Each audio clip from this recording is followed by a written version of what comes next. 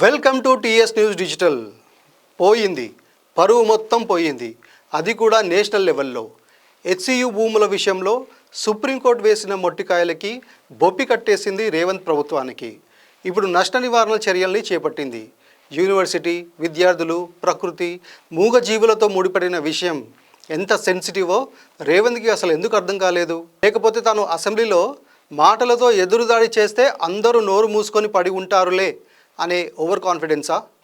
అన్నింటిలో ఆవేశం తప్ప ఆలోచన ఎందుకు ఉండట్లేదు? సపోర్టర్స్ని కూడా ఎందుకు శత్రువులుగా మార్చుకుంటున్నారు?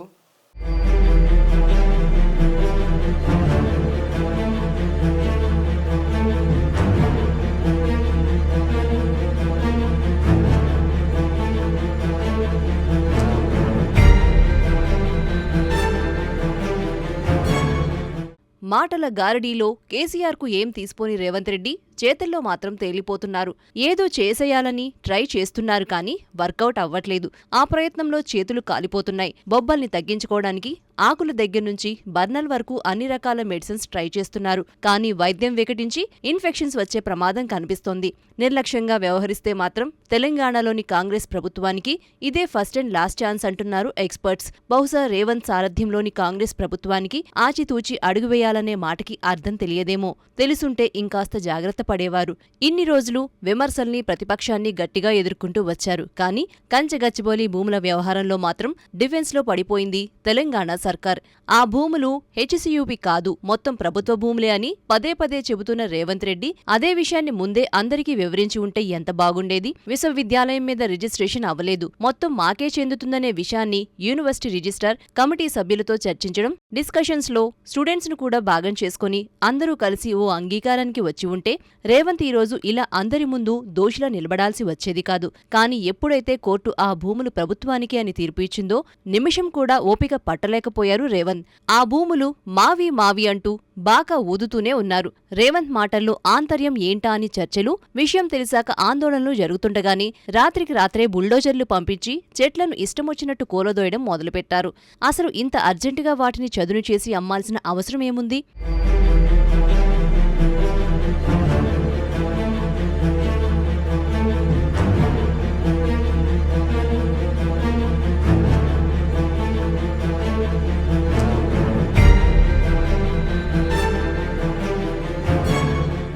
ప్రభుత్వానికి వస్తున్న ఆదాయానికి అవుతున్న ఖర్చులకు పొంతనే లేదు. బండి చాలా కష్టంగా నడుస్తుంది. అందుకోసం సర్కార్కి డబ్బులు కావాలి. అందరికీ తెలిసిన విషయం ఏది. అలాగని మరి ఇంత గుడ్డెద్దు చేల్లో పడ్డట్టు వ్యవహరిస్తారా? 2-3 రోజుల్లోనే 100 ఎకరాల పచ్చదనాన్ని నాశనం చేసేశారు. రేవంత్ రెడ్డి నుంచి ఎవరు ఎక్స్పెక్ట్ చేయని బిహేవియర్ ఇది. అందుకే ఇన్నాళ్ళు రేవంత్ను సపోర్ట్ చేస్తూ వచ్చిన మేధావులు, సామాజికవేత్తలు, పర్యావరణవేత్తలు, కమ్యూనిస్టులు, న్యూట్రల్ సెక్షన్ అందరూ ఒక్కసారిగా భగ్గుమన్నారు. చెరువులు, భూములు రక్షించడానికి హైడ్రాను తెచ్చిన సీఎం రేవంత్ రెడ్డేనా ఇలా ప్రవర్తిస్తున్నారు? మరి హైడ్రాను ఎందుకు తెచ్చినట్టు? అంటే ఆయన నిర్ణయాలు, చర్యల మీద ఆయనకే నిలకడ లేదని అర్థమా? జరగాల్సిన నష్టం జరిగిపోయాక ఇప్పుడు మంత్రులతో కమిటీలు వేసి ఏమిటి ఉపయోగం? ప్రతిపక్షంలో ఉన్నప్పుడు మాటలు కోటలు దాటించారు రేవంత్. కేసీఆర్ సర్కార్ ప్రభుత్వ భూములు అమ్మే విషయాన్ని బోతద్దంలో చూపించి వాటి చుట్టూ చర్చ జరిగేలా చేయడంలో రేవంత్ సక్సెస్ అయ్యారు. కానీ అదే రేవంత్ అధికారంలోకి రాగానే టోన్ ఎందుకు మార్చేశారు? పైగా గ్రీన్ లంగ్ ఆఫ్ హైదరాబాద్గా ఉన్న కంచగచ్చిబౌలి భూముల్ని చెరబెట్టారు.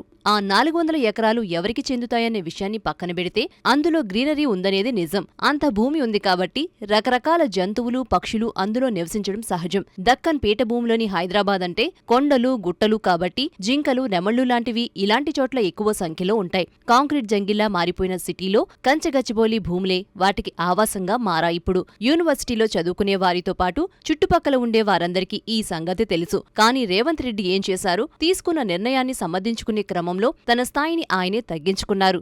ఎంటైర్ ఇష్యూ ఒకెత్తైతే అక్కడ అడవి లేదు, జింకల్లేవు, నెమళ్లు లేవు, పులులు, సింహాలు ఏడకెళ్లి వస్తాయి, మీలాంటి గుంటనక్కలే ఉన్నారక్కడంటూ అసెంబ్లీలో వెటకారంగా మాట్లాడి చేసిన డ్యామేజ్ మరో ఎత్తు. వచ్చిన అవకాశాన్ని చక్కగా వాడుకుంటున్నారు బీఆర్ఎస్ లీడర్స్. తాము అధికారంలో ఉన్నప్పుడు 100 ఎకరాల అడవుల్ని నాశనం చేసి ఇష్టమొచ్చినట్టు ప్రభుత్వ భూములు అమ్ముకొని తమ వాళ్లకి కట్టబెట్టి సహజ శిలా సంపద, నెమళ్లకి ఆవాసంగా ఉన్న కాజాగూడ రాక్సును పిండి చేసిన బీఆర్ఎస్ లీడర్స్ చేత ఇవాళ్ల నీతులు చెప్పించుకునే పరిస్థితి తెచ్చుకున్నారు రేవంత్.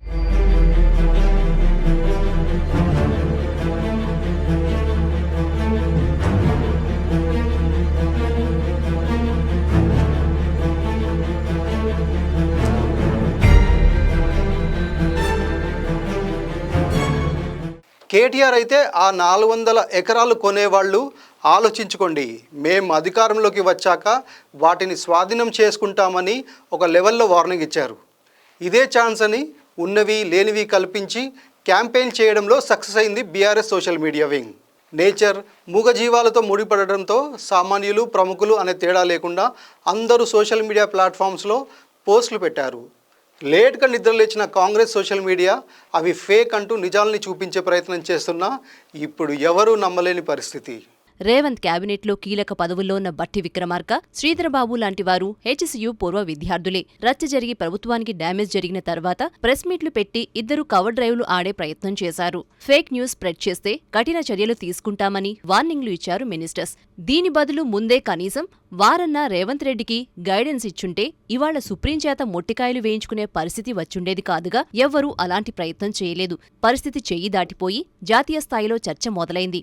ఎందుకు అంటే కేసీఆర్ లాంటోణ్ణి ఓడించాడన్న రేవంత్కున్న హీరో ఇమేజ్ ఓ కారణమైతే కాంగ్రెస్ చేతిలో ఉన్న కొద్ది రాష్ట్రాల్లో తెలంగాణ ఒకటి. అందుకే అందరి ఫోకస్ ఇటు టర్న్ అయింది. ఇలాంటప్పుడు జాగ్రత్తగా ఉండాల్సింది పోయి అర్ధరహిత చర్యలతో అందర్నీ దూరం చేసుకుంటున్నారు రేవంత్. ఆవేశం తప్ప ఆలోచన ఉండట్లేదు నిర్ణయాల్లో. అందుకే అన్ని వైపుల నుంచి వ్యతిరేకం. ఇకనైనా జాగ్రత్త పడకపోతే తన చరిష్మాతో కాంగ్రెస్కు ఊపిరిపోసిన రేవంత్ అదే కాంగ్రెస్ను తన చర్యలతో తెలంగాణలో ఆ పార్టీని బొందపెట్టడం ఖాయమంటున్నారు.